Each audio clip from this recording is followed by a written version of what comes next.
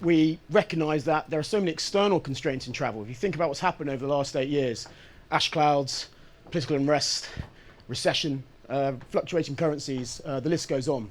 And that's just not the internal constraints, forgetting those that we had to deal with as a startup. Yes, we had a lot of passion, a lot of belief, but we didn't have much money. So how can we operate, or how did we operate to grow our business? I'm going to give you a few examples tonight, talk a little bit about the differences in attitude and approach we've taken that's helped our business grow. A little bit of backstory, always nice to look at a nice slide of a mountain. We started it, 3 guys with an idea around a campfire in Australia who believed that there was an opportunity to create a company that offered truly unique and unforgettable experiences for a curious audience.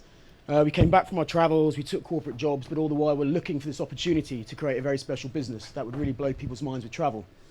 We started a small business in London just before the recession, so the timing was perfect, and struggled through it, but we innovated, which I'll come on to, which helped us grow. Years later, there was uptake for what we were doing in the States, and we managed to launch over here and get a lot of exposure. And now we've moved to the point where we have offices in London, New York, soon to open in LA, and are in the welcome positions of being on magazines' advisory boards like Travel and Leisure, and working on major nationwide partnerships with the likes of Charles Schwab, which I'll come on to soon. So going back to the time we started, we had an idea, we had a lot of belief, but how are we going to basically build a brand on a shoestring budget, particularly in an industry that, if you look at luxury travel, is rooted around heritage, around credibility, around a known entity. So although we had a belief, it's 3 guys sat in a bedroom, scratching our heads, thinking how the hell are we going to get this business going? And we settled on one thing that the travel industry does very well, and that's content. That industry, this world, produces some of the most beautiful images, compelling copy, compelling stories. So we sat there and said, well, how can we identify with this and actually showcase our connection with this and get on the radars of people, get them to our site, get eyeballs on our site, get business through our door? So we set upon this little idea, a little competition called the Amazing Face Race. And it was simply saying, when people travel around the world, they take pictures of people. Everyone likes a portrait. We created this competition and said, upload onto our site the best portrait you've found. And the winning portrait will get a great prize, a free trip. But the hook was, for every picture uploaded, so the size of the prize got bigger. More air miles were added to the prize. So this caught on, it was viral in nature, and then we just called up the Metro newspaper in London and said, look, we're doing this interesting thing with some content. Do you fancy covering it? They got excited, and suddenly they started taking all our content and blasting it into their newspaper double-page spreads every week, and also it was syndicated globally. So the cost for us for that was nothing. We built a website. The competition was for free because our suppliers wanted to help us out. And suddenly we had in total millions of dollars worth of free advertising based around the strength of content.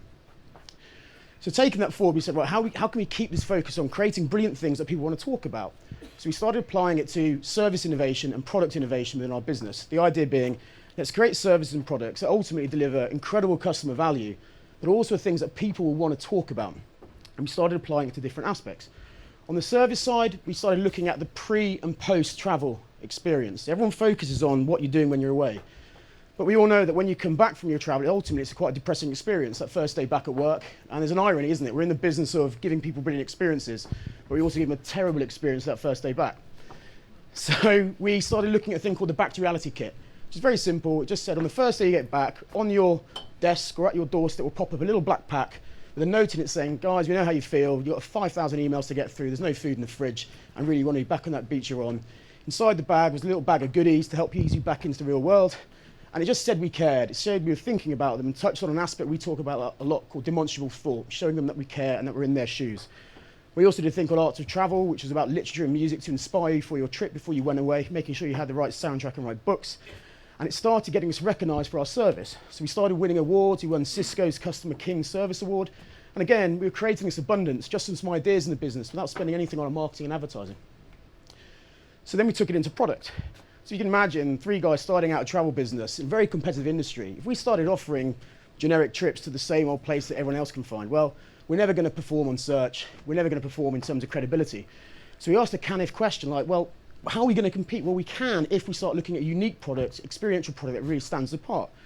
So we dug into this and started creating experiences that few others could do or knew about. One being, right at the start, the ability to go to Iceland and dive down between 2 tectonic plates, put one hand on the Eurasian plate, one hand on the American plate, and literally be holding the world apart. Now, not many people knew about that, could do it, but we did. And so we started building it out, started getting press coverage, started getting eyeballs onto our site, and also getting people saying, okay, well, that's interesting, But I'm also interested in the other travel they do, so we started getting more business. It also built our credibility in the industry. We became known as guys who knew the weird and wonderful and extreme things to do. We became an expert on breaking emerging destinations, which ended up with columns in leading media titles in the UK and the US, which again built our authority and established more creative abundance for us. Product innovation then kicked into how we coped with some of these big external factors. When the ash cloud kicked in and the aviation industry was on its knees, everyone thought there might be the end of the travel, not forever, but for at least a good time. We adapted quickly and said, okay, what can we do to combat this and not lose our sales?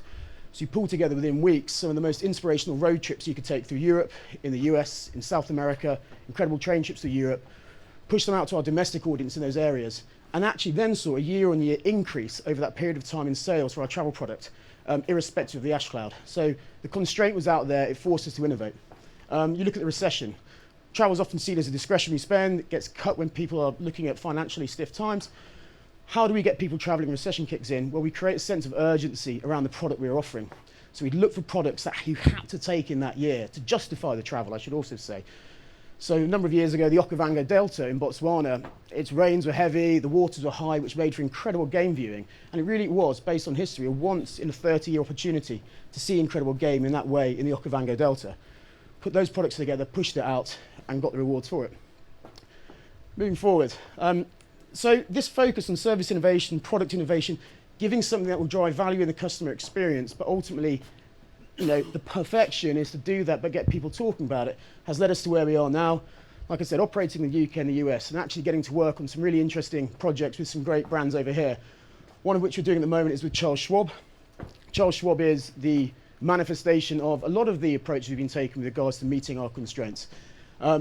They and us connected over a love of great content to differentiate from the others. They were basically looking at an idea of how can you make financial planning interesting.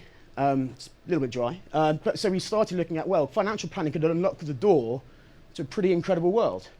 So can we start attaching some brilliant travel content, some unique product innovation that we owned and had the exclusivity on, and push that in front of their customers? And for us, obviously, that's creating abundance. We get to partner with one of the biggest financial retail businesses in the US across a nationwide campaign with very limited budget. For them, it's creating abundance as well because they're interested in the high net worth audience that we service. We talked about putting ourselves in people's shoes when we created those initial services like Back to Reality. We keep doing that, and that has rewarded us with a fantastic partnership that we, fingers crossed, will continue to grow our performance in the US. So wrapping up, I was asked by the guys when I was preparing this talk to think about 3 things that I've learned from growing a business faced with regular constraints, both external and internal, that still hold true to me. And really, there are hundreds, but the 3 that I always come back to are the following. First one is, win the World Cup every day at work. Now, I apologise, I'm an Englishman. Winning the World Cup is the height of sporting excellence for us. It may not be for others here, but bear with me.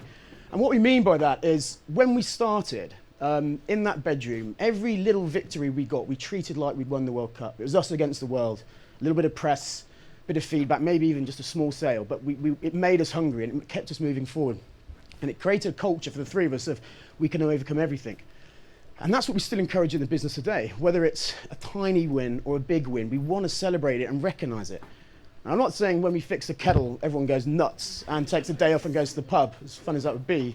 I'm talking about just recognizing the small things and the big things, because what it does, it creates a culture of reference points we can always go back to and say, look, we did this. Remember we did this? We did this, we did this. And it creates a culture of overcoming. Second point is, keep looking for something from nothing. So obviously when we started, we had no marketing budgets. For a number of years, we really didn't. Fortunately, in a position now where we do have.